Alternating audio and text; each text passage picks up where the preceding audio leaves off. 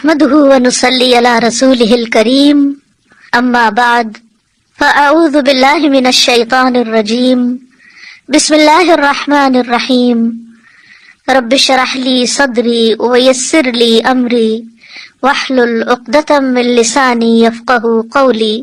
قرآن پاک میں اللہ سبحانہ وتعالی کا ارشاد ہے للہ ملک السماوات والارض یخلق ما یشاء یہب لمن یشاء اناثا ویہب لمن یشاء الذکور او یزوجہم ذکرانا واناثا ویجعل من یشاء اقیما انہ علیم قدیر۔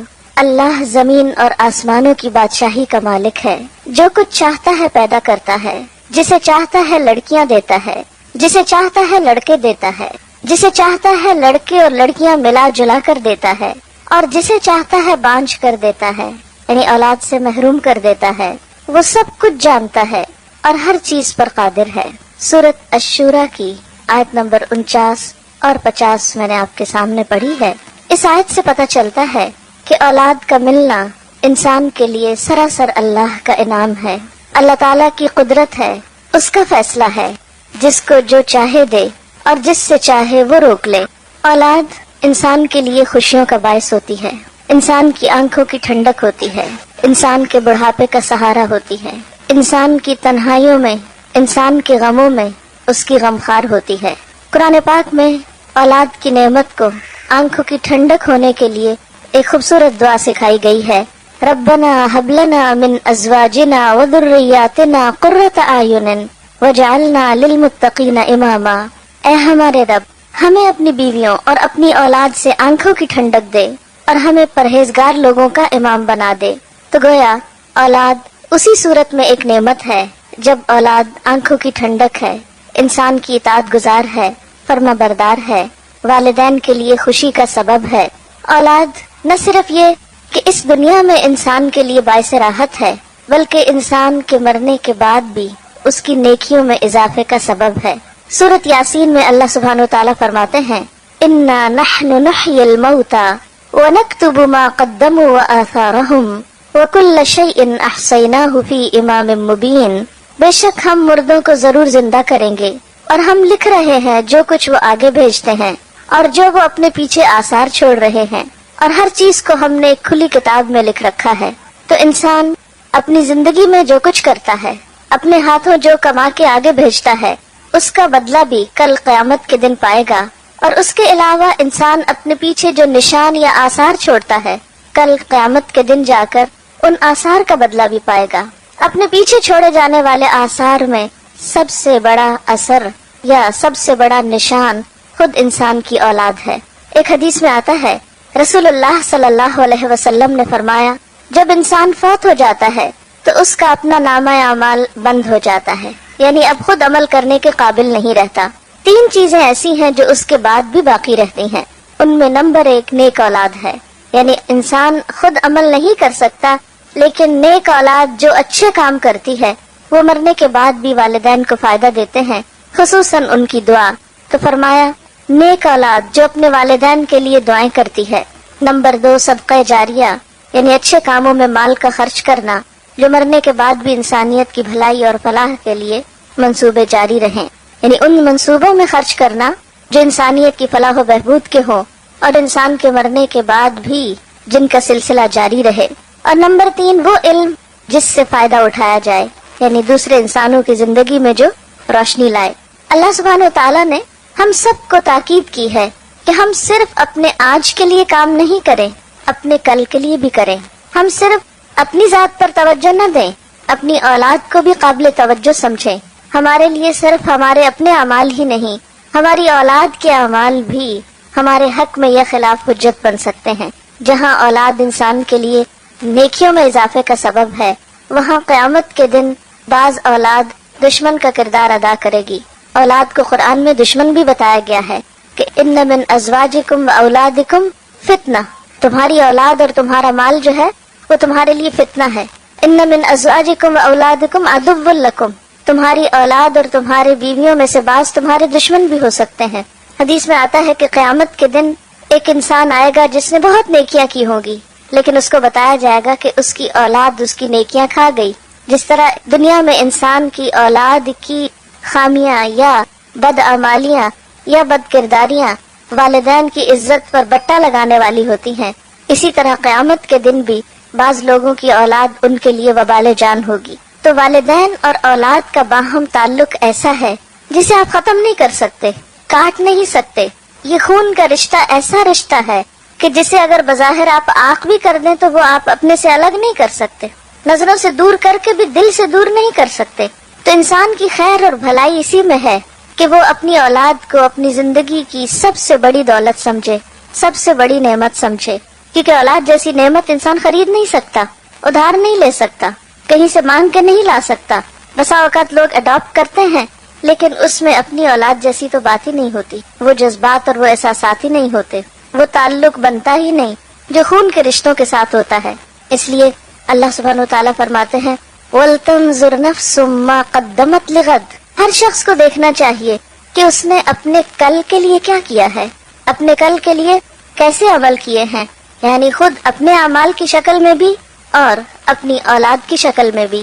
اگر انسان اپنے پیچھے نیک اولاد چھوڑ کر جاتا ہے تو وہ ہر نماز میں اپنے والدین کے لیے دعا کرتے ہیں۔ نماز کے اختتام پر مشہور دعا جو سب کو آتی ہے، اس کا معنی کیا ہے؟ رب اجعلنی مقیم الصلاة ومن ذریتی ربنا وتقبل دعا ربنا اغفر لی ولوالدی وللمؤمنین یوم یقوم الحساب۔ اے رب مجھے اور میری اولاد کو نماز کا پابند بنا، قائم کرنے والا بنا۔ اے ہمارے رب دعا قبول فرما، اے ہمارے رب مجھے بخش دے، میرے والدین کو بخش دے اور سارے مومنوں کو بخش دے جب حساب قائم ہو۔ گویا نیک اولاد اپنی ہر نماز میں اپنے والدین کو اپنی دعاؤں میں یاد رکھتی ہے۔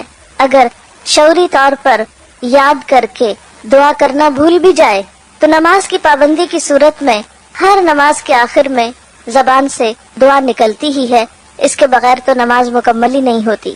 اس کے علاوہ اللہ سبحانہ و تعالیٰ نے اولاد کو خاص طور پر والدین کے لیے جو دعا سکھائی ہے قرآن پاک میں، وہ ہے رب ارحمہما کما ربیانی صغیرا۔ اے رب ان دونوں پر یعنی ماں اور باپ دونوں پر اپنی رحمت فرما جس طرح انہوں نے مجھے بچپن میں پالا تھا۔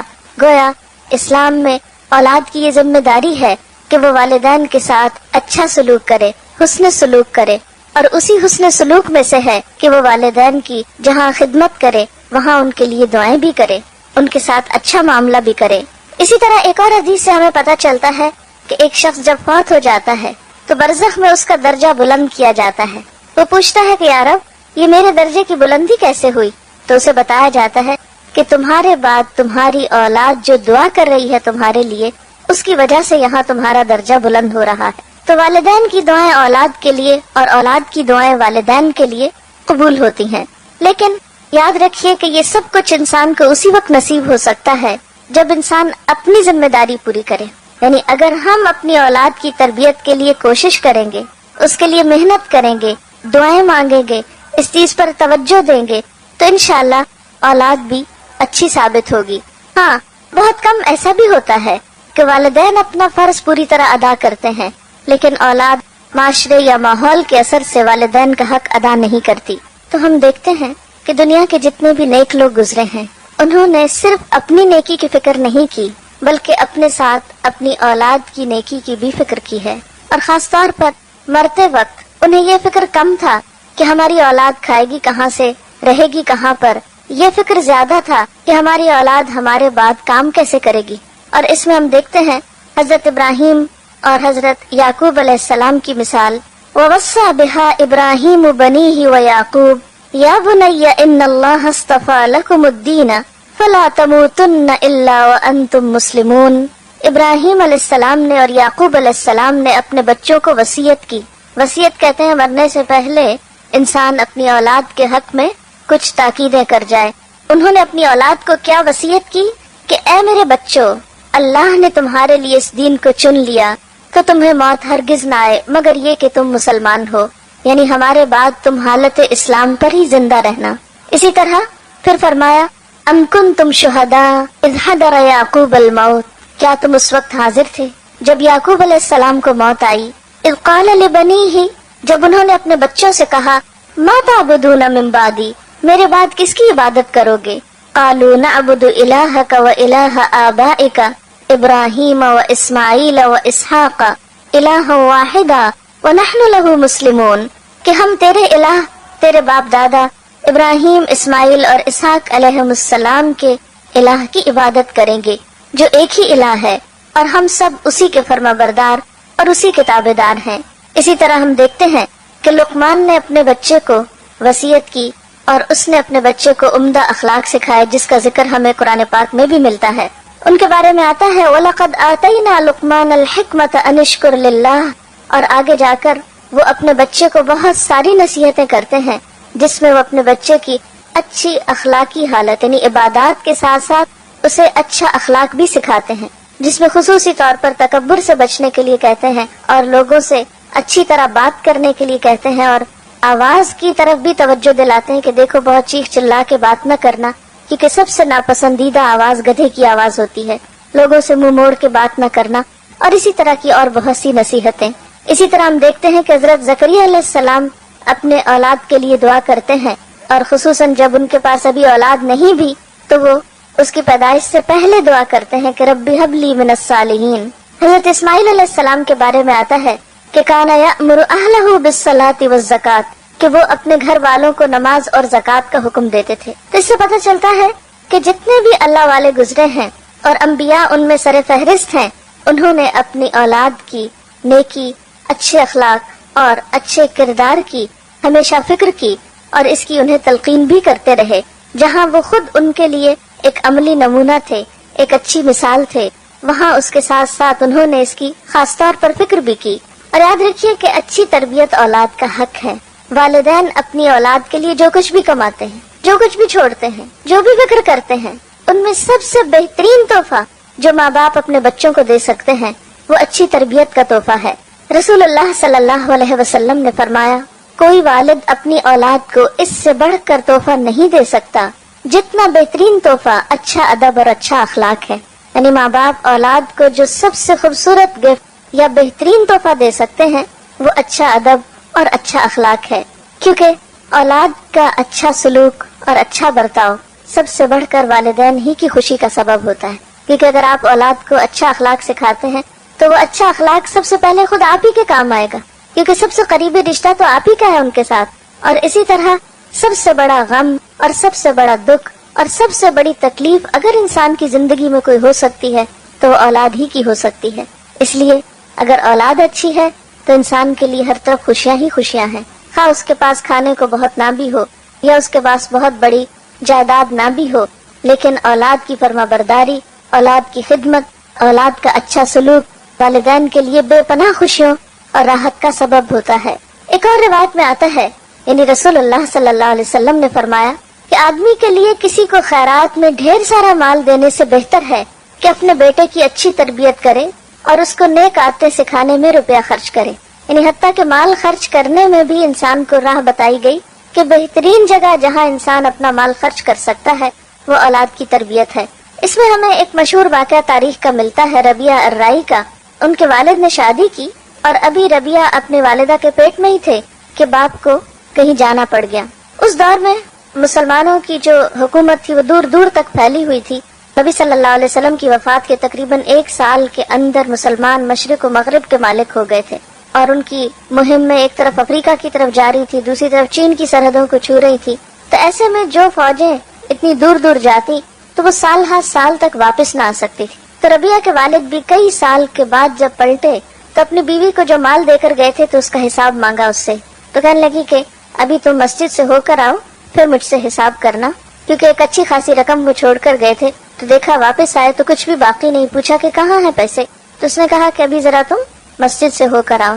بہرحال وہ مسجد میں گئے تو دیکھا کہ ایک طرف ایک شخص بیٹھا لوگوں کو کچھ سکھا پڑھا رہا ہے اور اس کے ارد گرد لوگوں کا ایک جم غفیر ہے۔ تو بہت حیران ہوئے کہ یہ شخص کون ہے، یہ نوجوان کون ہے کہ جس کی بات میں اتنا اثر ہے اور جس کے ارد گرد اتنے لوگ ہیں۔ تو پتہ چلتا ہے کہ یہ انہی کا بیٹا ہے جس کی تعلیم و تربیت پر یعنی باپ کے جانے کے پیچھے ماں نے اس کا سارا مال خرچ کیا اور بہترین توجہ دی۔ ماؤں کے اندر یہ جذبہ اور یہ کردار کیسے تھا؟ یعنی بعض اوقات ایسا ہوتا ہے کہ تربیت میں ماں تنہا رہ جاتی ہے، یہ ساری ذمہ داری ماں پر آ جاتی ہے. تو ایسے میں جہاں ماں کو یہ فکر ہونی چاہیے کہ اولاد کھائے کہاں سے، وہاں اس بات کی بھی فکر ہونی چاہیے کہ اولاد کی تعلیم و تربیت کیسے ہو. اب یہ ہے کہ تربیت کے ذمہ دار کون ہیں.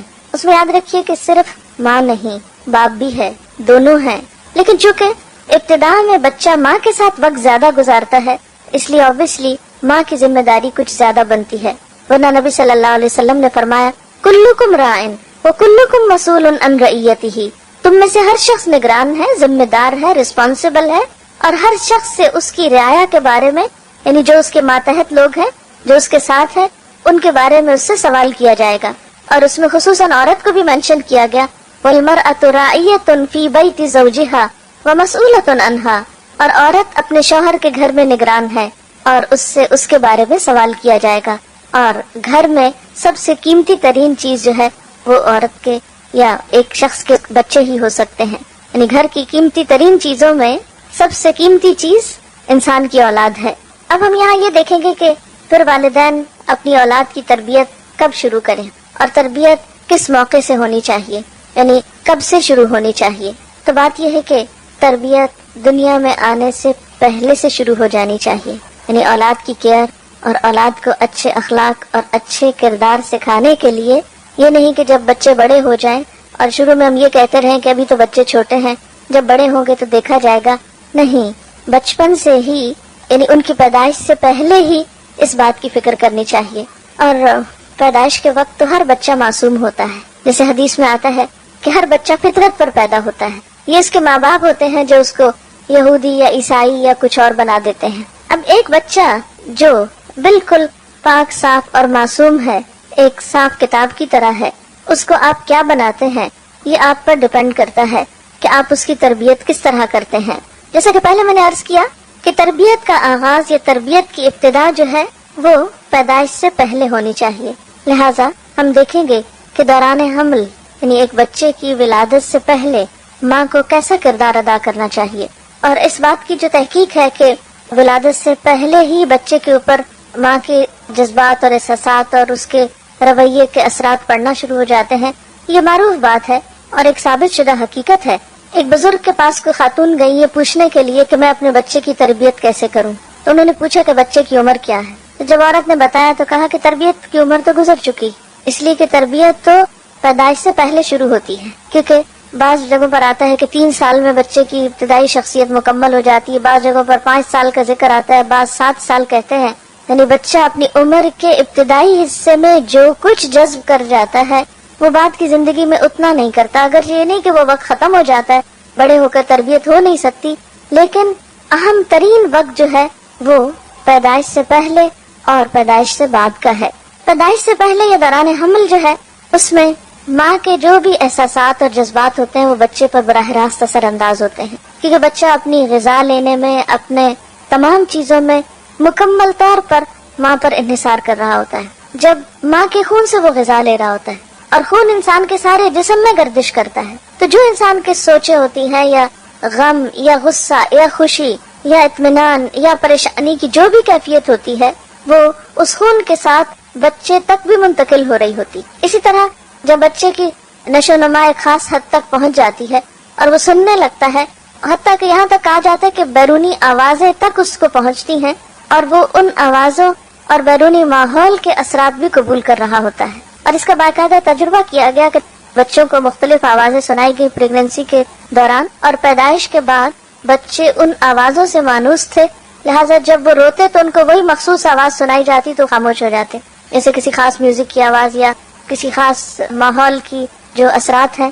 تو بچہ اگرچہ ابتدا میں بول نہیں سکتا، کچھ کر نہیں سکتا، صرف رو کر ہی اپنے سارے جذبات کا اظہار کرتا ہے، لیکن وہ بہت کچھ اس حال میں بھی سیکھ رہا ہوتا ہے، جذب کر رہا ہوتا ہے.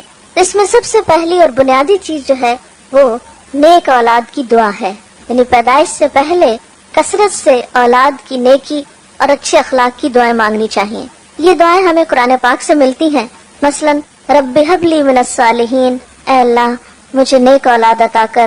رب ہب لی من لدنک ذریۃ طیبہ، اے اللہ مجھے اپنے پاس سے پاکیزہ اولاد عطا کر. اسی طرح ربنا ہب لنا من ازواجنا وذریاتنا قرۃ اعین، اے اللہ ہمیں ہمارے شوہر مانگے تو بیوی کے لیے ہمیں ہماری بیویوں اور ہماری اولادوں میں سے آنکھوں کی ٹھنڈک عطا کر. یہ دعا انسان کو ڈیورنگ پریگنسی کثرت کے ساتھ پڑھنی چاہیے، خصوصاً نمازوں کے بعد. ایسا نہیں کہ کوئی خاص مخصوص وظیفہ ہے کہ کسی ایک کونے میں بیٹھ کے آپ روز 1000 تسبیح پڑھ لیں اور اس کے بعد جو چاہیں کریں. نہیں، اس کو ریگولرلی اپنی نمازوں کا حصہ بنا لیں اور جب تک ولادت ہو نہیں جاتی اس وقت تک یہ دعا پڑھتے رہیں. پھر اسی طرح دوران حمل کثرت کے ساتھ ذکر کرنا، اچھے پازیٹیو خیالات رکھنا. پھر اسی طرح یہ ہے کہ دوران ولادت انسان جب دعا کرے تو اس میں خاص طور پر حضرت مریم علیہ السلام کی والدہ نے جو دعا پڑھی تھی اس دعا کو بھی آپ پڑھ سکتے ہیں. قرآن پاک میں اس کے بارے میں آتا ہے انی اعیذھا بک وذریتھا من الشیطان الرجیم، کہ میں تجھے اور تیری اولاد کو شیطان مردود سے اللہ کی پناہ میں دیتی ہوں. آپ صلی اللہ علیہ وسلم نے فرمایا ہر بچے کو پیدا ہوتے ہی شیطان ٹھوکا لگاتا ہے سوائے مریم کے اور عیسیٰ ابن مریم کے، کیونکہ حضرت مریم کی والدہ نے یہ دعا کی تھی کہ اللہ میری اولاد کو اور پھر آگے اس کی اولاد کو شیطان سے محفوظ رکھنا. تو دعاؤں میں خاص دعا یہ بھی کر سکتے ہیں کہ اللہ تعالی ہماری اولاد کو شیطان سے بچا کر رکھے. پھر اسی طرح دوران پیدائش انسان آیت الکرسی پڑھ سکتا ہے، اللہ کا ذکر کر سکتا ہے. بعض لوگ اس موقع پر اللہ کا ذکر نہیں کرتے کہ اب تو ناپاکی کی کیفیت ہے یا کوئی ڈسچارج وغیرہ شروع ہو گیا ہے. نہیں، ذکر کرنے سے کوئی بھی چیز آپ کو نہیں روکتی. یعنی جب ولادت کا وقت قریب ہو تو اس میں انسان چل پھر رہا ہو یا ہاسپٹل میں ہو یا لیٹا ہوا ہو، کسی بھی مرحلے پر اللہ کے ذکر سے کوئی چیز آپ کو روک نہیں سکتی. آپ کو جو دعائیں یاد ہیں اللہ تعالیٰ کو پکار سکتے ہیں، درود شریف پڑھ سکتے ہیں، کلمہ پڑھ سکتے ہیں، آیت الکرسی پڑھ سکتے ہیں، جو بھی آپ ذکر کر کے اللہ سے دعا کرنا چاہیں کر سکتے ہیں. ایون جو آپ کے آس پاس ہیں، آپ کے ساتھ ہیں، آپ کے اٹینڈنٹ ہیں، وہ بھی آپ کے ساتھ اللہ کا ذکر کر کے آپ پر دم وغیرہ کر سکتے ہیں، سورۃ فاتحہ پڑھ سکتے ہیں، تاکہ مریض کو یا اس وقت کی جو تکلیف ہے اس میں ایک خاتون کو ریلیف ملے. اب یہ ہے کہ جب پیدائش ہو جاتی ہے تو اس کے بعد کیا کرنا چاہیے. سب سے پہلے بچے کی پیدائش پر خوشی کا اظہار کر کے اور پھر دعا بھی دینی چاہیے. ایک دعا جو ہمیں سکھائی گئی وہ ہے بارک اللہ لک فی الموہوب لک وشکرت الواہب وبلغ اشدہ ورزقت برہ. کیا معنی اس دعا کا؟ اللہ تمہارے لیے اس بچے میں جو بھی تمہیں عطا ہوا ہے اس میں برکت پیدا کرے اور تم دینے والے کے شکر گزار بنو اور یہ بچہ اپنی جوانی کو پہنچے اور تمہیں اس کی نیکی نصیب ہو. یعنی یہ اولاد تمہارے ساتھ نیکی کرنے والی ہو، تمہاری اطاعت گزار اور فرما بردار ہو. اسی طرح ہم دیکھتے ہیں کہ نبی صلی اللہ علیہ وسلم کو جب ان کے بیٹے حضرت ابراہیم کی ولادت کی خوشخبری ملی تو آپ نے خوشخبری لانے والے کو ایک غلام عطا کیا.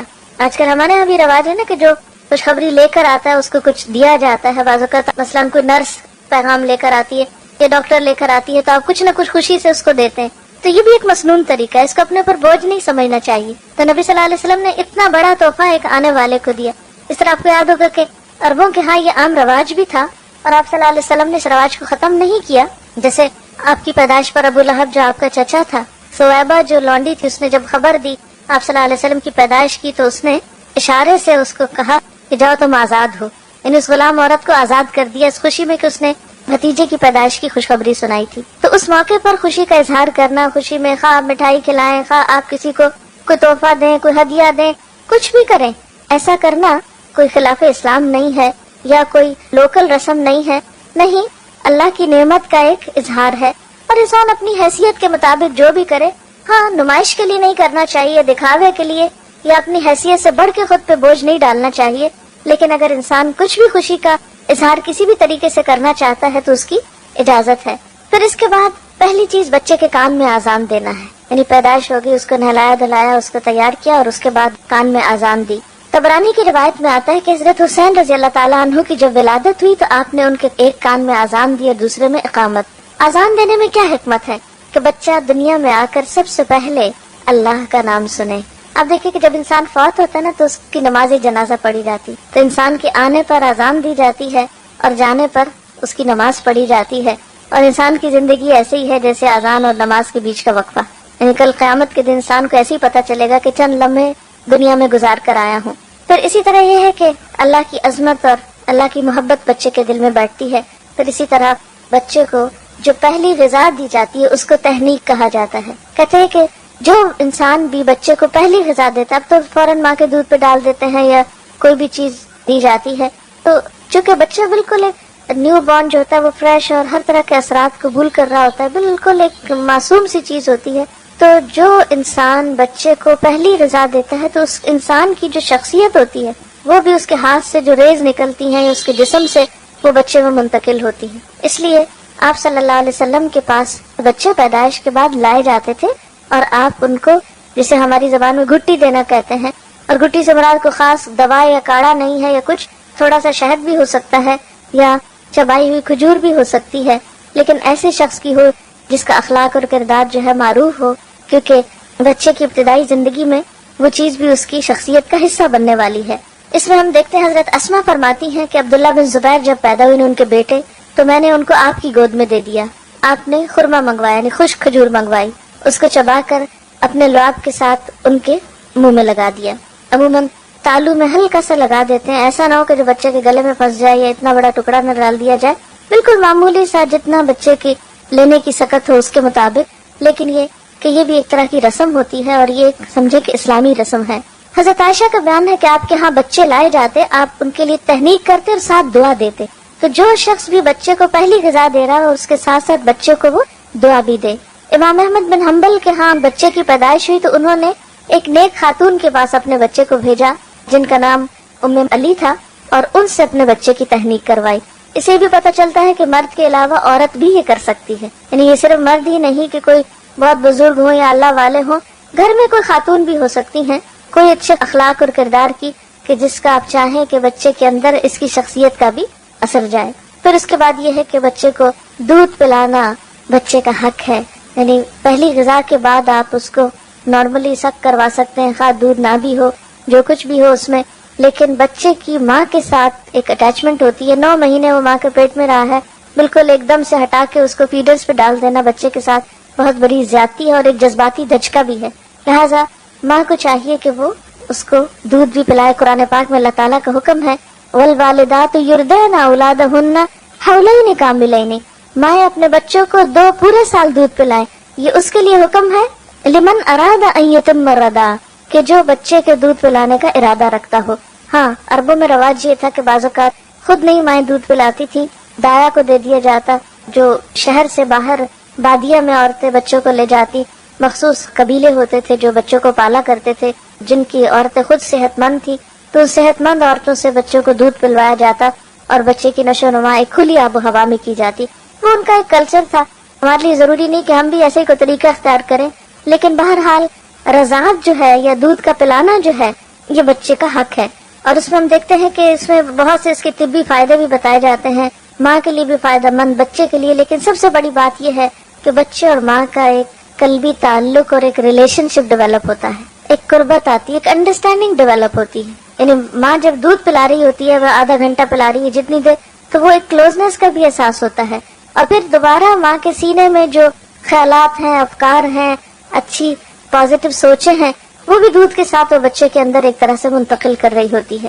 کیونکہ انسان کی شخصیت پر، انسان کے اخلاق پر اس کا کھانا پینا بھی اثر انداز ہوتا ہے. مختلف قوموں کی جو عادات اور اخلاق اور کردار ہیں ان کے بارے میں بھی کہا جاتا ہے کہ ان کی غذا کا ان پر اثر ہے. تو اگر بچہ ماں کا دودھ لے رہا ہے تو ظاہر ہے کہ پھر ماں کے اثرات اس پر ہوں گے. اور پھر جانوروں میں بھی اگر آپ دیکھیں، اونٹ کے بچے کو اونٹنی کا ہی دودھ دیا جاتا ہے. اسی طرح گائے، بھینس اور باقی جانور بھی دوسروں کا دودھ لا کے نہیں پلایا جاتا. تو اسی طرح انسان کے بچے کو گائے بھینس کا دودھ پلانے سے پہلے جب تک ماں کا دودھ ہے تو ماں کا ہی دودھ پلایا جانا چاہیے. پھر اسی طرح بچے کا اچھا نام رکھنا چاہیے، کیونکہ قیامت کے دن انسان کے نام سے پکارا جائے گا، تو اچھا نام جو ہے وہ ضروری ہے. مثلاً ہم دیکھتے ہیں کہ حضرت زکریا علیہ السلام کو اللہ تعالیٰ نے جب اولاد کی خوشخبری دی تو ساتھ ہی بچے کا نام بھی بتایا اور فرمایا کہ ہم نے ایسا نام کسی اور کا نہیں رکھا، یہ دنیا میں ایک انوکھا نام ہے. یعنی اچھے نام میں معنی بھی اچھا ہو، اور اگر وہ ایک نیا نام ہو تو بھی اس میں کوئی قباحت نہیں. کیونکہ اللہ تعالیٰ نے حضرت یحییٰ علیہ السلام کا جب نام رکھا تو فرمایا ہم نے اس سے پہلے یہ نام کسی کو نہیں دیا. آپ صلی اللہ علیہ وسلم نے فرمایا قیامت کے روز تمہیں اپنے ناموں سے پکارا جائے گا، اس لیے اچھے نام رکھا کرو. اور حدیث میں آتا ہے اللہ کو تمہارے ناموں میں سے عبداللہ اور عبد الرحمن سب سے زیادہ پسند ہیں. اور آپ نے یہ بھی فرمایا کہ انبیاء کے ناموں پر نام رکھو. پھر اسی طرح بچے کے سر کے بال منڈوانا یہ 7ویں دن کیا جاتا ہے، اور اسلامی اعتبار سے یہ ایک پسندیدہ کام ہے. عربوں کے ہاں یہ ایک طریقہ جاری تھا جسے اسلام میں بھی جاری رکھا گیا، اور حضرت حسن اور حسین رضی اللہ تعالیٰ عنہما کے سر منڈوانے کا آپ نے حکم دیا، اور پھر بالوں کے وزن کے برابر چاندی بھی صدقہ کی، یعنی ساتھ ہی بچے کا صدقہ بھی نکالا جائے. اور اطباء یہ کہتے ہیں کہ جب بچے کے سر کے بال مونڈے جاتے ہیں تو سر کی جو سرکولیشن ہے وہ تیز ہوتی ہے، اور اس کے جو سینسز ہیں وہ پراپرلی فنکشن کرتے ہیں. اس لیے بعضوں کا سننے میں آتا ہے کہ نہیں اتنے چھوٹے بچے کے بال نہیں کٹوانے چاہیے، لیکن اسلامی طریقہ بھی ہے اور یقیناً اس میں بہت سے فوائد بھی ہیں. پھر اسی طرح عقیقے کا حکم بھی دیا گیا ہے.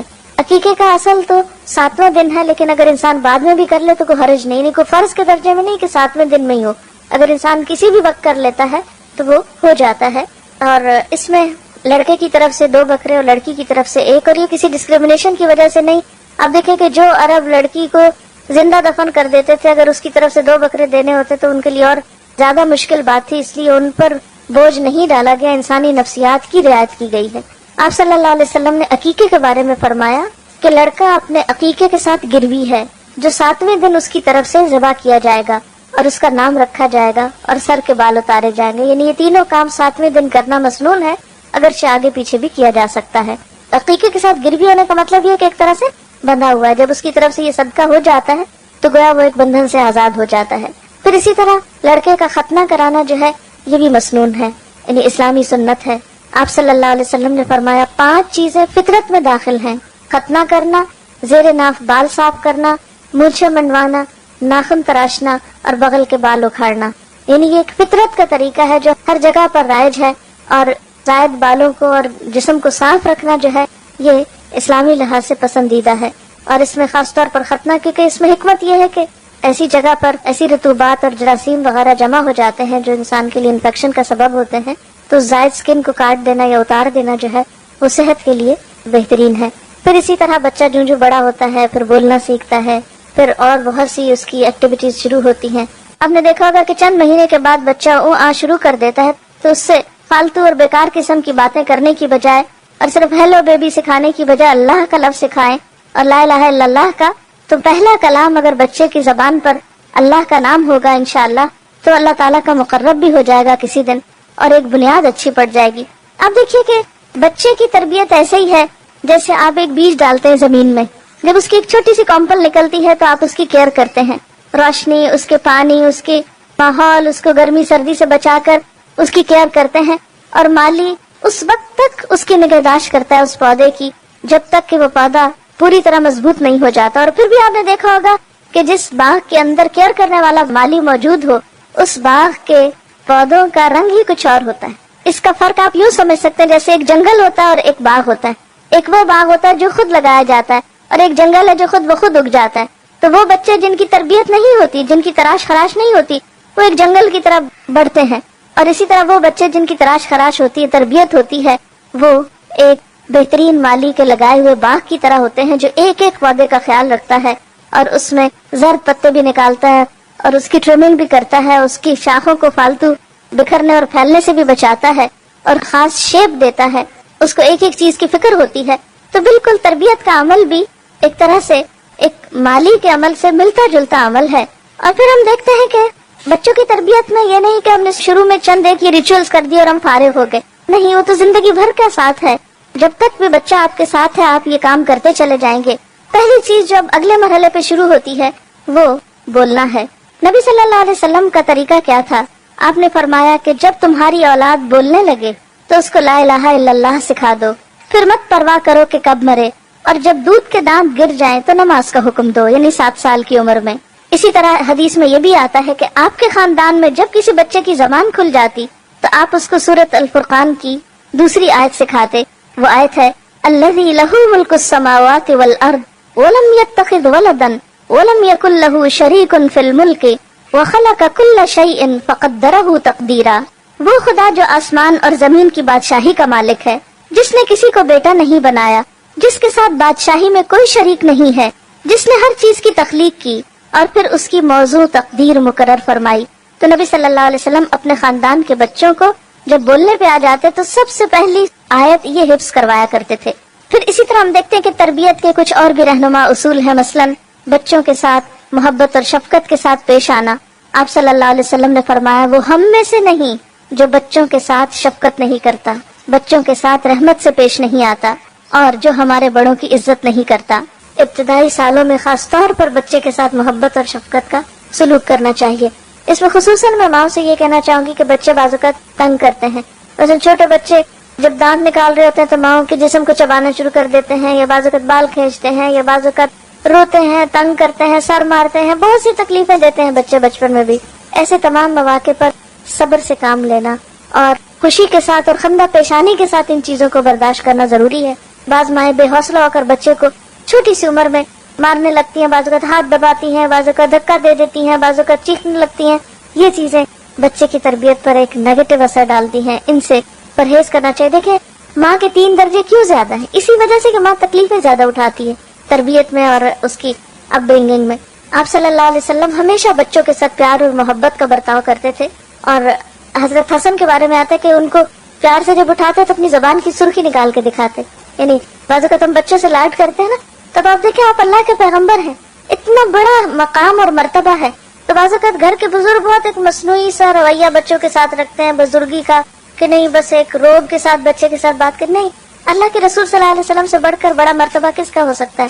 ایک اور صحابی ہے محمود بن ربیع، وہ کہتے ہیں کہ میری عمر 5 سال تھی، آپ صلی اللہ علیہ وسلم نے کنویں سے پانی کا ڈول نکالا، منہ میں کلی بھری اور میرے منہ پہ پھار پھینکی۔ یعنی بچوں کے ساتھ بچوں جیسی شرارت کرنا۔ پھر آپ صلی اللہ علیہ وسلم آگے بڑھ کے خود سلام کیا کرتے تھے، اٹھا لیا کرتے تھے، اور ہر لحاظ سے خیال رکھتے۔ اس میں ہم دیکھتے ہیں کہ پھر اسی طرح جابر بن سمرہ اپنے بچپن کا واقعہ بیان کرتے ہیں کہ انہوں نے آپ کے پیچھے نماز پڑھی اور اس کے بعد آپ اپنے گھر کی طرف چل پڑے، کہتے میں بھی ساتھ ہو لیا، میرے ساتھ اور بچے بھی تھے، آپ نے سب بچوں کو پیار کیا، مجھے بھی پیار کیا۔ یعنی بچوں کو یاد تھا کہ ہمیں آپ صلی اللہ علیہ وسلم نے کس کس موقع پر پیار کیا۔ پھر اسی طرح آپ کا معمول تھا جب آپ سفر سے تشریف لاتے تھے تو جو مدینہ میں اونٹنی داخل ہوتے سب بچوں کو اوپر بٹھانا شروع کر دیتے۔ تو یعنی جیسے ایسا ہوتا نا کہ باپ گھر میں آ رہے ہیں یا کوئی بزرگ آ رہا ہے تو بچے سارے اکٹھے ہو جاتے ہیں، کوئی کندھوں پہ چڑھنے لگتا ہے، کوئی لپٹنے لگتا ہے، تو ایسے میں بچوں کو ان کی شوخیاں کرنے دینا چاہیے۔ آپ صلی اللہ علیہ وسلم ان کو اپنی سواری پر سوار کرنا شروع کر دیتے تھے، خواہ وہ کسی کے بھی بچے ہوتے تھے، محبت کے ساتھ اور شفقت کے ساتھ۔ پھر اسی طرح آپ صرف مسلمان بچوں کے ساتھ نہیں، بغیر کسی مذہب کی تفریق کے ہر ایک کے بچوں کے ساتھ اچھا سلوک کرتے تھے۔ ہجرت کے موقع پر جب آپ کا مدینہ میں داخلہ ہو رہا تھا تو چھوٹی بچیاں جو تھیں وہ آپ کے استقبال کے لیے کھڑی تھیں اور انہوں نے آپ کے لیے گیت گائے تھے، اور آپ نے ان سے پوچھا کہ تم یہ کیوں کر رہی ہو؟ تو انہوں نے کہا کہ اللہ کے رسول صلی اللہ علیہ وسلم ہم آپ سے محبت کرتے، تو آپ نے فرمایا میں بھی تم سے پیار کرتا ہوں۔ یعنی عام طور پہ ہم بچوں کو اگنور کر دیتے، نہیں، ان کے ساتھ پیار محبت کی بات کرنا یا ان کا حال پوچھ لینا یہ انسان کی شان میں کمی نہیں کرتا۔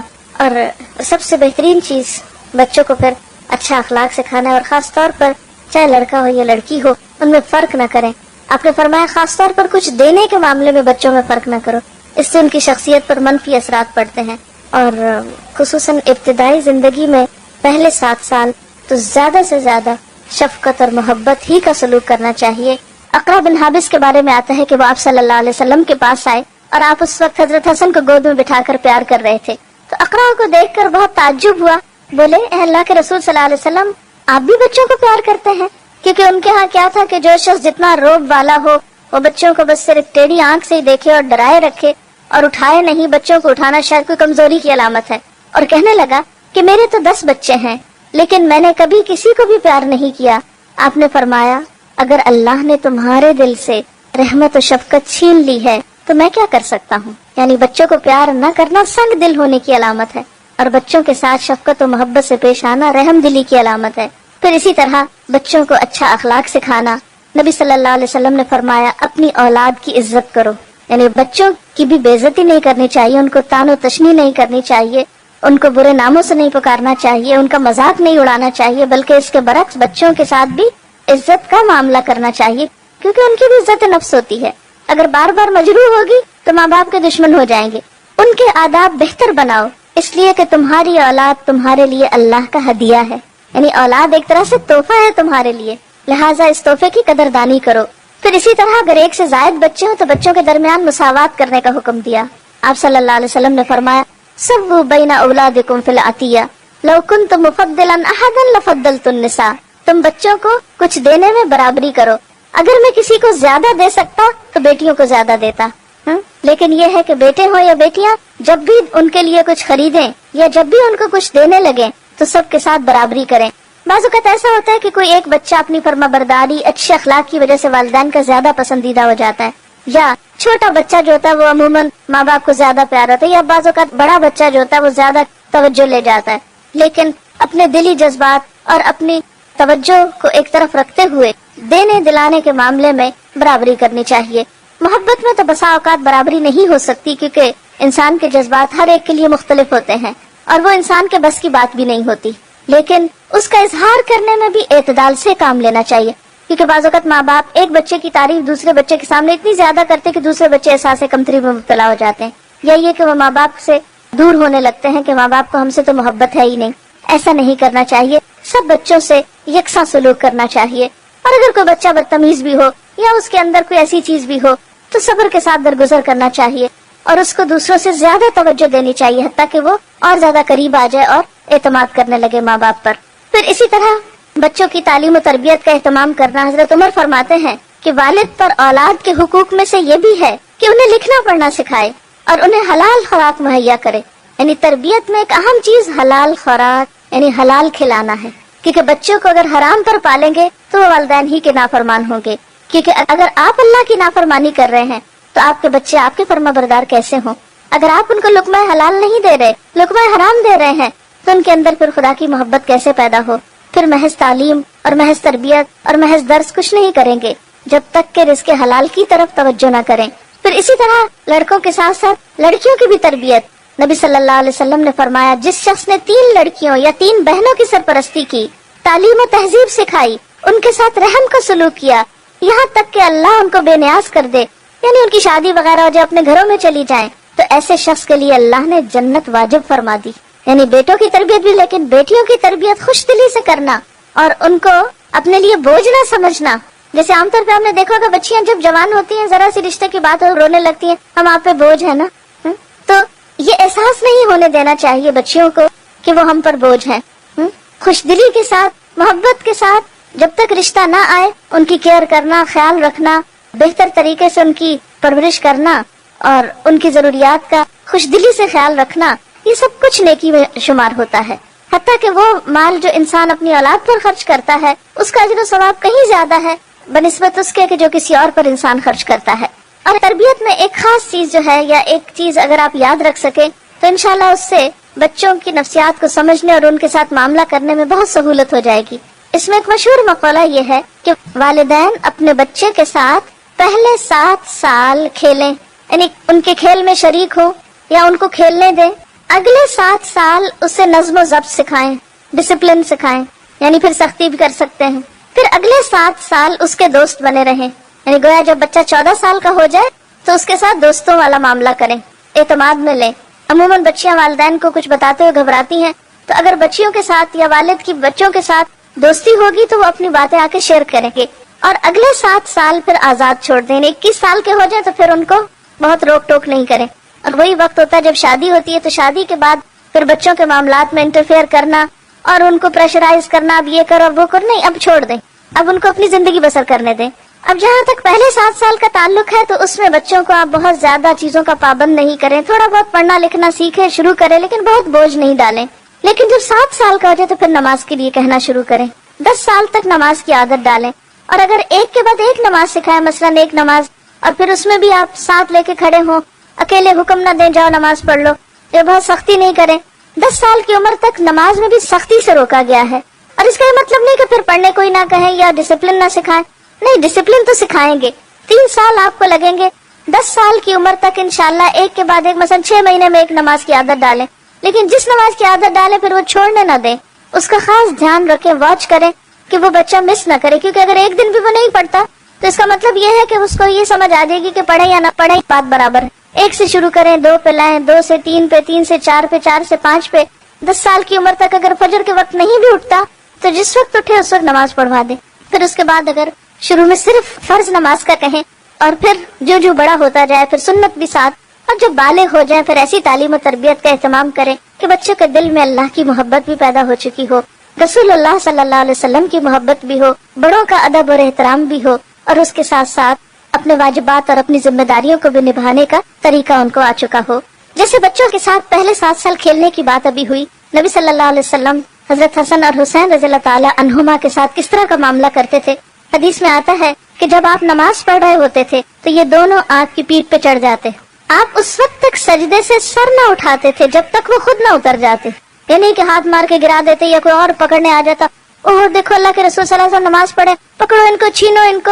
کیونکہ بعض اوقات ہمارے ہاں جو مائیں نماز پڑھتی ہیں، اگر بچہ نماز میں پاس آ جائے تو دوسرے کھینچ کے لے جاتے، اور بچہ چیخ چلا رہا ہوتا ہے کہ مجھے ماں کے پاس جانے دو، اور وہ سمجھتے نہیں بچے کے پاس جانے سے ماں کی نماز ڈسٹرب ہو جائے گی. نہیں، ماں کو تو اس حد تک اجازت ہے کہ اگر بچہ رو رہا ہے تو وہ روتے بچے کو گود میں اٹھا کر بھی نماز کنٹینیو کر سکتی، تاکہ وہ نماز سے خوف نہ کھائے. بہت سے بچے دین سے اس لیے بھاگ جاتے ہیں کہ اب ماں نماز پڑھ رہی ہے، لمبی نماز پڑھ رہی ہے، اور بچہ بلا رہا ہے اس کو کوئی جواب نہیں مل رہا.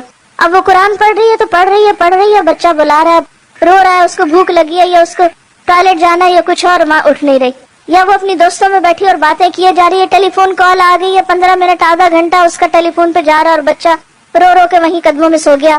تو یہ چیزیں درست نہیں. بچہ ماں کی سب سے پہلی پرائرٹی ہونی چاہیے.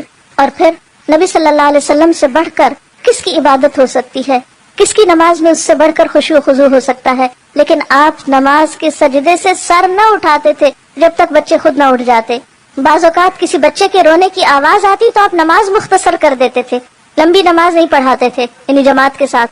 اسی طرح حضرت امامہ جو آپ کی نواسی تھی، حضرت زینب کی بیٹی، ان کے بارے میں آتا ہے کہ آپ صلی اللہ علیہ وسلم بعض اوقات ان کو کندھے پر بٹھا کے نماز شروع کر دیتے، یعنی قیام میں کندھے پر بٹھا لیتے تھے. یعنی صرف لڑکوں کو نہیں، اگر چھوٹی بچی بھی ہے تو مرد کی نماز میں کوئی خلل نہیں ہے اس سے. اور وہ آپ کے ڈائریکٹ اپنے بچے نہیں تھے، بیٹی کے بچے تھے، نواسے تھے، لیکن اس کے باوجود بھی آپ ان کے ساتھ محبت و شفقت کا معاملہ کرتے ہیں، تاکہ نمازوں کے دوران بھی. پھر اسی طرح بچوں کو ڈرانے دھمکانے سے پرہیز کرنا چاہیے. عام طور پہ مائیں جب کوئی بات بچے نہ مانے تو وہ بلی آ جائے گی، وہ کتا آ جائے گا، وہ جن آ گیا، وہ فلاں آ گیا. بچے تو بچے ہوتے ہیں، ان کو خوف اور محبت کا نہیں پتا ہوتا، یہ ماں باپ ہی ان کے دلوں میں ڈالتے ہیں. تو بچوں کو بزدل نہ بنائیں چھوٹی چھوٹی چیزوں سے ڈرا کر. اور پھر یہ کہ خاص طور پر جھوٹ بول کر، کہ کوئی چیز ایسی ہو نا جس سے ڈرا کے آپ بچے کو کوئی بات منوا رہے ہو، کیونکہ نبی صلی اللہ علیہ وسلم نے بچوں کے ساتھ بھی جھوٹ بولنے سے منع فرمایا ہے. ایک صحابی کے بارے میں آتا ہے کہ انہوں نے آپ کی موجودگی میں بچے کو بلایا کہ ادھر آؤ میں کچھ دیتی ہوں. آپ نے فرمایا کیا دینا ہے تم کو؟ اس نے کہا کچھ بچے کو کھانے کی چیز دینی. آپ نے فرمایا اگر تم نے بچے کو بلا کر یہ چیز نہ دی ہوتی تو تمہارے حق میں تمہارے اعمالنامے میں جھوٹ لکھا جاتا. اسی لیے بچوں کے ساتھ جھوٹے وعدے نہیں کرنے چاہیے. اچھا تم یہ کرو تو تم کو یہ لے کر دیں گے، وہ بچہ کام کر لے اور اس کے بعد آپ اپنے وعدے سے مکر جائیں. یا تو آپ اتنے لمبے چوڑے وعدے کریں ہی نہ، کیونکہ بچے بعض اوقات مطالبے کرتے ہیں، اچھا ہم یہ کریں، آپ یہ کریں گے ہمارے ساتھ، تو آپ صاف کہتے ہیں نہیں یہ نہیں ہوگا. ڈسپلن اسی چیز کا نام ہے. جو کرنا ہے وہ بتا دیں یہ ہو سکتا ہے، اور جو نہیں کرنا وہ نہیں ہو سکتا. پھر اسی طرح بعض اوقات مائیں بچوں کے بارے میں ان کے سامنے ان کی موجودگی میں تبصرہ شروع کر دیتی ہیں. باپ کے گھر داخل ہوتے ہی بچوں کی شکایتیں اللہ اعلان ہونے لگتی ہیں، یا بعض اوقات اپنی دوستوں سے ڈسکس کر رہی ہوتی ہیں اور بچوں کے سامنے ہی. یہ چیزیں بچے کی عزت نفس کو مجروح کر دیں. ہم بعض کو سوچتے ہیں تو بچہ ہی، اس کو کیا خبر. نہیں، بچے کو بہت پتا ہوتا ہے. اور آج کے بچے تو شاید ہم سے بھی زیادہ ذہنی طور پر ان کا IQ لیول جو ہے وہ بہتر ہے. اور ڈسپلن سکھانے میں یہ بات نہیں ہے کہ اس کی ہر جائز ناجائز خواہش پوری کر دیں یا ضد پوری کر دیں. نہیں، کبھی پوری کریں اور کبھی نہیں. اچھائی برائی کی پہچان دیں. کچھ چیزوں میں پھر آپ کو صبر سے کام لینا ہوگا. مثلا بعض بچوں کی عادت ہی ہوتی ہے کہ ماں باپ نے کوئی بات نہیں مانی، رونا دھونا شروع کر دی، رو دھو کے بات منوا لی. اب جب آپ بے جائز ضد ایک دفعہ پوری کر دیتے تو ان کو بھی ایک طریقہ ہاتھ آ جاتا ہے کہ جو بات یہ نہیں مانتے ویسے تو رو کے منوا لی جائے. تو اس میں پھر آپ کو صبر تحمل سے کام لینا. اگر آپ نے ایک دفعہ کسی چیز میں نہ کہہ دی تو پھر کسی قیمت میں ہاں نہیں ہونی چاہیے. لیکن نہ کہنے سے پہلے سوچ سمجھ کر نہ کریں. یہ نہیں کہ ہر چیز پہ قسمیں کھانا شروع کر دیں یا نہ یا ہاں شروع کر دیں. اس میں ماں کا اپنا کردار بے حد اہم ہے. تو ہمیں تربیت میں صرف جذباتیت سے کام نہیں لینا، بہت سوچ سمجھ کے ساتھ، اور اس موضوع پر مختلف چیزوں کا مطالعہ کرتے رہنا، پڑھتے رہنا، لوگوں سے مشورہ کرتے رہنا، تربیت کا طریقہ سیکھنا. عربی کا ایک محاورہ ہے کہ جس کے پاس خود کچھ نہیں وہ کسی دوسرے کو کچھ نہیں دے سکتا. یعنی مثلا اگر میرے پاس پانی نہیں، میرا گلاس خالی ہے، تو میں کسی کو پانی کیا پلا سکتی ہوں؟ اگر میرا ظرف خالی ہے، میرا سینہ خود اللہ کی محبت سے خالی ہے، میری عقل خود دین کے علم سے آری ہے، اللہ کی محبت اور دین کا علم کہاں سے سکھا سکتی ہوں؟ اس لیے ماں کا پڑھا لکھا ہونا، ماں کو مسلسل سیکھتے رہنے کی ضرورت ہوتی ہے. یعنی کہ ایک پڑھی لکھی ماں جو ہے ایک پڑھی لکھی جنریشن لائے گی. اس لیے بچیوں کی تعلیم جو ہے وہ تو لڑکوں سے بھی زیادہ اہم ہے. لیکن آج ہم تعلیم کا مطلب سمجھتے ہیں کہ کچھ پڑھ لکھ کر انسان کو نوکری کر لے، کچھ کمائی کر لے. نہیں، اس کے لیے تو ہنر ہوتا ہے. اسلام میں تعلیم و تربیت انسان کو انسان بنانے کے لیے ہوتی ہے، انسان کی عقل اور روح اور جذبات کی بہترین نشو و نما کے لیے ہوتی ہے۔ پھر اسی طرح بعض اوقات بچے کو مارنے کی ضرورت بھی پڑتی ہے، اگرچہ 10 سال کی عمر میں مارنے کی اجازت ہے، لیکن اس کی بھی کچھ شرائط ہیں۔ ایک تو یہ کہ شدید غصے کی حالت میں نہیں مارنا چاہیے، پھر اسی طرح 10 سال کی عمر سے پہلے نہ مارا جائے، پھر اسی طرح چہرے اور سینے اور پیٹ پہ نہیں مارنا چاہیے، پھر اسی طرح 3 ضربوں سے زائد نہیں لگانی چاہیے، ایسی ضرب نہیں جس سے نشان پڑ جائے بچے پہ، اور اگر کبھی ایسی ضرورت پڑے تو تنہائی میں بچے کے ساتھ آپ ایک آدھ لگا سکتے ہیں، لیکن لوگوں کے بیچ میں بیٹھے بیٹھے ادھر سے دھپ مارا، ادھر سے ہاتھ مروڑے، ادھر سے کان کھینچے، ادھر سے بال کھینچے، ادھر سے دھکا دے دیا، یہ سب بہت ہی زیادتی کی باتیں ہیں۔ یہ تربیت کے لیے سخت نقصان دہ ہے، کیونکہ جس کی آپ عزت نہیں کر رہے اس کی آپ تربیت کر ہی نہیں سکتے۔ تربیت کرنے کے لیے بھی دوسرے کو اعتماد میں لینا اور اس کو عزت دینا بے حد ضروری ہے، اور اس میں صرف ڈانٹ ڈپٹ یا صرف اصول قاعدے ہی نہیں چلیں گے، اس میں سٹوری ٹیلنگ جو بے حد اہم ہے۔ انبیاء علیہ السلام کے قصوں سے شروع کریں، صحابہ کرام کے قصے سنائیں، اور دنیا کے بڑے بڑے انسانوں کے قصے جنہوں نے دنیا میں کچھ بڑے بڑے کام کیے، تاکہ بچوں کے سامنے اچھے رول ماڈل آئیں، ان کو بھی محنت کا شوق پیدا ہو۔ پھر اسی طرح یہ ہے کہ بچوں کو بہت زیادہ ناز و نام کا عادی نہیں بنانا چاہیے، کیونکہ یہ بچوں کی اپنی ہی زندگی کے لیے نقصان دہ ہو جاتا ہے۔ اس میں بچوں کو اپنے ہاتھ سے کام کرنے کی عادت، اور اسی طرح خصوصاً نیکی کے کام کی عادت، اس میں ان کے ہاتھ سے صدقہ بھی کروایا کیجیے۔ ضرورت مند رشتہ داروں کو دلوانا، بڑوں کو گھر میں عزت دینا، کھانے کا وقت ہے تو یہ نہیں بچوں کو ہمیشہ اہمیت دیں اور کہ بچے آنا پہلے کھا لیں، نہیں، بڑوں سے شروع کریں، وہ بڑوں کو اہمیت دیں، بڑوں کو جگہ دیں، بڑوں کے لیے کھڑے ہوں، بڑوں کی عزت کریں۔ یہ سب کچھ ماں سکھائے گی بچے کو۔ اگر بچوں میں کچھ کھٹ پٹ ہوگی تو ہر ماں جا کے اپنے بچے کی حمایت کرنا شروع کر دے گی، یہ جاننے کی کوشش نہیں کرتی کہ ہو سکتا ہے کہ قصور اس کے بچے کا ہو۔ تو ہمیشہ عدل و انصاف سے کام لینا چاہیے، اپنے بچوں کے درمیان بھی اور اپنے بچوں اور رشتہ داروں کے بچوں میں بھی اگر کوئی کھٹ پٹ ہو جائے۔ اسی طرح حکمت و دانش سے کام لینا ہوگا۔ پھر اسی طرح بعض اوقات نبی صلی اللہ علیہ وسلم کا طریقہ یہ تھا کہ وہ سوال و جواب کے انداز میں تربیت کیا کرتے تھے، کہ بچے زندگی کے مختلف مواقع پر مختلف چیزوں کے بارے میں جاننا چاہتے ہوتے، اور والدین سے زیادہ ہمدرد اور رہنما کوئی نہیں ہو سکتا۔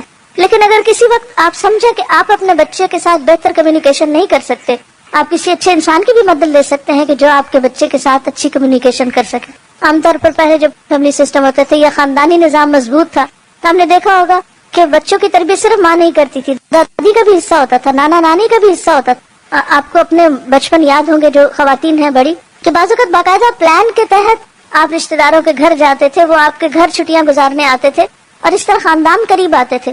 اب جب سے ہر شخص مصروف ہو گیا ہے، رشتہ داروں کا بھی آپس میں آنا جانا، ایک دوسرے کے گھر جا کے رہنا، باہم جذبات کو شیئر کرنا، یہ سب چیزیں ختم ہوتی چلی جا رہی ہیں، لہٰذا خود غرضی کا عنصر بڑھتا چلا جا رہا ہے۔ تو جب ہم بچوں کو خود غرضی پہ پالتے ہیں تو پھر بڑے ہو کر وہ ہماری پرواہ کرنا بھی بھول جاتے ہیں۔ عام طور پہ مائیں جب بچوں کو کھانا کھلا رہی ہوتی ہے کہتی تم کھا لو ورنہ وہ کھا لے گا، تو جب وہ کھا لے گا کا خوف دلا دیتے ہیں بچے کو اور وہ اسے بچا کے سب کچھ رکھتے ہیں، تو پھر بڑے ہو کر بچوں کے دلوں میں وسعت کہاں سے آئے گی، وہ دوسروں کے ساتھ شیئر کس طرح کر سکیں گے۔ لہٰذا اگر آپ چاہتے ہیں کہ آپ کے بچے کی اچھی تربیت ہو تو صرف خود اکیلے نہیں، اپنے خاندان کو ساتھ لے کر آپ کو چلنا ہوگا، کیونکہ ان کا آپ کے بچوں پر اثر ہوگا اور آپ کے بچے ان کو آئیڈیالائز کریں گے۔ اور اگر کہیں ایسا موقع نہ ہو تو اچھے دوست اور اچھے لوگوں کے ساتھ دوستی جو ہے وہ بھی بچوں پر اثر انداز ہوتی ہے۔ ایسے لوگوں کے گھروں میں جانا کہ جن کے بچے خود تربیت یافتہ ہوں، بچے ان سے بہت کچھ سیکھ رہے ہوتے ہیں۔ پھر اسی طرح اسکول میں جو کچھ کر رہے ہوتے ہیں اس کی خیر خبر رکھنا، اور پھر خصوصی طور پر جو جذبات کے اظہار میں ڈسپلن قائم کرنا، یہ بے حد ضروری ہے۔ بعض اوقات بچے چھوٹی چھوٹی باتوں پر آسمان سر پہ اٹھا لیتے، چیخنا چلانا، چھوٹی چھوٹی باتوں پر لڑائی جھگڑا کرنا، دوسروں سے لڑنا جھگڑنا، مار پٹائی، اس طرح کی عادتیں بچوں میں ڈیولپ ہونے لگتی ہیں، تو ان چیزوں کو بھی روکنے کی ضرورت ہے۔ اسی طرح زیادہ ہنسی، زیادہ رونا، زیادہ چیخنا چلانا، زیادتی جو ہے ان کی شخصیت میں وہ نقصان دہ ہے، اس کا سبب معلوم کر کے اس کا علاج کیا جا سکتا ہے۔ اور اپنی بات اس پر اختتام کروں گی کہ بچہ اگر محبت میں جیتا ہے تو اعتماد سیکھتا ہے، تانوں میں جیتا ہے تو احساس کمتری کا شکار ہوتا ہے، نفرت میں جیتا ہے تو نفرت دینا سیکھتا ہے، گھٹے ہوئے ماحول میں جیتا ہے تو شرمیلا ہو جاتا ہے۔ اس لیے بچے کی تربیت کے لیے بہترین چیز اچھا ماحول ہے، کیونکہ ہر انسان اپنے ماحول کی پیداوار ہوتا ہے۔ اب دیکھیے کہ بعض اوقات ہم سمجھتے ہیں کہ بس ٹھیک ہے ہماری چوائس ہے، ہم بچوں کی اچھی تربیت کریں یا نہ کریں۔ بعض اوقات ہم سمجھتے ہیں کہ بس چوائس کی بات ہے، بس ہمت ہے، توفیق ہے، موقع ہے، کر سکتے ہیں تو اچھی تربیت کر لیں۔ نہیں، قرآن پاک میں اللہ سبحانہ و تعالیٰ فرماتے ہیں، اے لوگو جو ایمان لائے ہو، اپنے آپ کو اور اپنے گھر والوں کو آگ سے بچاؤ۔ ان بچوں کو آگ سے بچانا ہماری ذمہ داری ہے. ایسا نہ ہو کہ یہ اپنے دین سے دوری کی بنا پر یا کسی بھی غلط کام کی بنا پر آخرت میں ناکامی سے دوچار ہوں. ہمارے دلوں کو چین کیسے آ سکتا ہے اگر ہمارے بچے کامیاب نہ ہو؟ دنیا میں بھی ناکام ہو تو تکلیف ہوتی ہے، اور آخرت کی ناکامی تو بہت ناکامی ہے. اللہ تعالیٰ سے دعا ہے کہ وہ ہمیں اپنی ذمہ داری کو بہترین طریقے پر ادا کرنے کی توفیق عطا فرمائے، تاکہ ہماری اولاد ہمارے لیے صدقہ جاریہ ہو، اور ہمارے لیے دنیا میں بھی آنکھوں کی ٹھنڈک، اور ہماری آخرت میں بھی ہمارے اعمال میں اور ہمارے درجات میں اضافے کے سبب بنے. یہاں پر کچھ ایسی دعائیں ہیں جو صالح اولاد کے لیے ہیں، اور خصوصاً ولادت میں سہولت کے لیے. اللہم لا سہل الا ما جعلته سہلا وانت تجعل الحزن اذا شئت سہلا. اللہم لا سہل الا ما جعلته سہلا وانت تجعل الحزن اذا شئت سہلا. اللہم لا سہل الا ما جعلته سہلا وانت تجعل الحزن اذا شئت سہلا. اے اللہ، کوئی چیز آسان نہیں مگر وہی جس کو تو آسان کر دے، اور تو غم کو جب چاہے آسان کر دے. ربی یسر ولا تعسر وتمم بالخیر. ربی یسر ولا تعسر وتمم بالخیر. ربی یسر ولا تعسر وتمم بالخیر. اے میرے رب، تو آسان کر دے اور تو مشکل نہ کر، اور تو اسے خیریت کے ساتھ مکمل کر دے.